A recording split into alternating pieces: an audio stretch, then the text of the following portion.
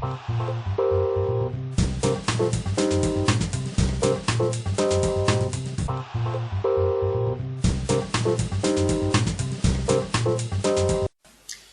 à tous et bienvenue sur votre assistante, le blog. Aujourd'hui, nous allons découvrir comment créer une base de données Access. Donc, ce tutoriel est basé sur la création d'une base de données client et divisé en 4 parties. La création d'une table, la création d'une requête, la création d'un formulaire et la création d'un état. Pour cette première partie, nous allons commencer par créer une table. Donc, pour cela, il faut créer une base de données. Donc, lorsque l'on ouvre Access, dans l'onglet Nouveau, on double-clique sur Base de données vide.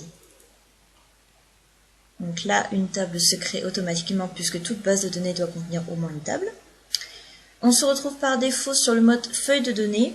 C'est le mode qui permet de saisir les données. Mais avant cela, il va falloir paramétrer la table.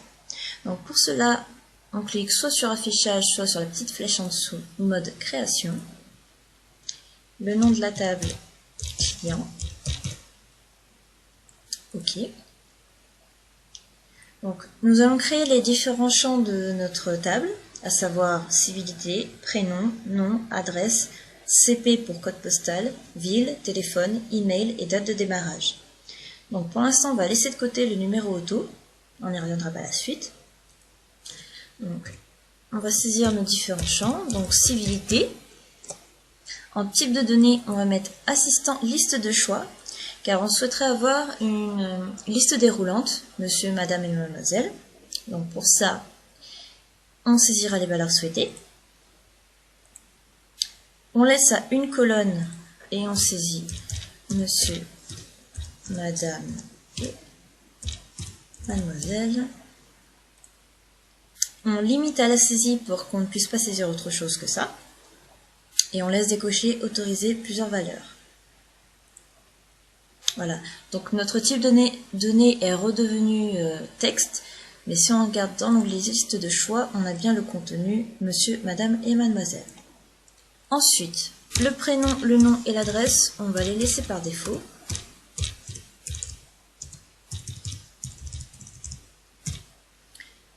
Ensuite, CP, on va lui attribuer un masque de saisie. Donc, pour ça, on retourne sur l'onglet général.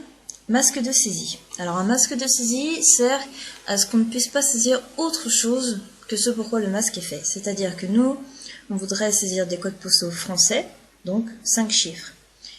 Donc pour ça, on va taper 5 x 9. Voilà. Ensuite, la ville, le téléphone, on va lui attribuer également un masque de saisie. Donc cette fois-ci, comme ça. Donc moi j'ai mis des espaces, mais on peut très bien y mettre des points, des slash, ou même des virgules ou des 2 points.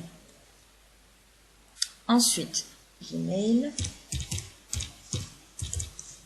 et la date de démarrage. Alors pour la date, on va insérer un type de données date-heure. Donc on va lui attribuer à lui aussi un masque de saisie. Donc comme je ne le connais pas par cœur, on va sur la ligne de masque de saisie et au bout on a les 3 petits points. Enregistrer la table, oui. Et là on va choisir date abrégée, donc qui sera sous ce format 27/09/1969. Donc soit on fait suivant 2 fois, soit terminé. Voilà. Donc on va revenir à notre histoire de numéro automatique. Il faut savoir que sous Access, il faut que chaque enregistrement soit unique. Donc, je ne pourrais pas mettre une clé primaire, ce qui symbolise ce champ unique. Je ne pourrais pas mettre la clé primaire sur le champ nom, par exemple, puisque je peux avoir plusieurs clients qui ont le même nom. Et ça ne serait pas très logique de mettre sur adresse, code postal, ville, etc. Donc pour ça, on va saisir on va choisir le numéro client comme clé primaire. Donc chaque numéro rendra notre enregistrement unique par rapport aux autres. Et ensuite, numéro auto, moi je vais le laisser comme ça, puisque je n'ai pas de liste établie de numéros clients. Mais si vous en avez une, il suffit de faire texte et vous choisirez vous-même vos données. Alors, moi, je remets sur numéro auto. Voilà, notre base de données, notre table est paramétrée. Je retourne sur affichage, enregistrer la table. Et voilà. Donc, on a bien tous nos champs. Voilà.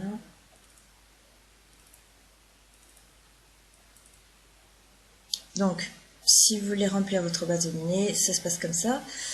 Vous avez votre numéro client, vous n'y touchez pas puisqu'il est automatique. Civilité, on a bien notre liste déroulante. Le prénom se saisit normalement ainsi que le nom et l'adresse. Le code postal, j'ai bien mon masque de saisie. Ville, téléphone, email et date de démarrage. Voilà. Et donc si je retourne à la ligne, vous voyez bien numéro client 1, numéro client 2, etc. Donc, dans la prochaine partie de ce tutoriel, nous verrons comment créer une requête afin de filtrer les informations de notre table. N'hésitez pas à poser vos questions en commentaire, j'y répondrai dès que possible. Et si vous n'êtes pas encore abonné à la newsletter, il suffit d'inscrire votre prénom et votre email ici et de cliquer sur « Je m'abonne ». Vous recevrez le mini-guide officiel Adobe par email en PDF ainsi que les futurs articles du blog. À bientôt sur votre assistante, le blog.